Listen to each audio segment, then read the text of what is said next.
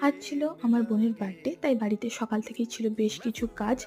আর আমি স্কুল থেকে ফিরে ১ম এ চলে যাই কেকের দোকানে কেক আনতে, আর তারপরে যাই মিষ্টির দোকান, সেখান থেকে নিয়ে নিই মিষ্টি। এরপরে বাড়িতে এসে দেখি মা রান্না করছে অলরেডি। এখানে মা কড়াইশুঁটি, আলুর তরকারি বানাচ্ছে। অলরেডি এদিকে হচ্ছে চিকেনটা ম্যারিনেট করে রাখা আছে, যেটা আমি রান্না করব। মাছের ঝোল রেডি, আর রেডি হচ্ছে নলেন গুড়ের পায়েস। আজকে আমাকে প্রায় ২০ জনের মাংস রান্না করতে হবে, যেটা আমার কাছে ছিল বেশ চ্যালেঞ্জিং। কারণ এর আগে আমি ২০ জনের চিকেন কোনোদিনও রান্না করিনি, আবার সেটা কোনো অনুষ্ঠান বাড়িতে।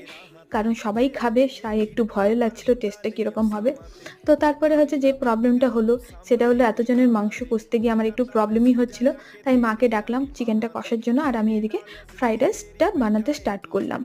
আর এদিকে রান্না-বান্না করার পরে বোনের বার্থডে সেলিব্রেট হলো, বোন কেক কাটলো, তারপরে সেই কেক সবাইকে হচ্ছে ডিস্ট্রিবিউট করলো, আর তারপরে সবাইকে খেতে দেওয়া হলো। আর এইভাবেই কাটলো আজকের দিনটা। আর ভিডিওটা ভালো লাগলে অবশ্যই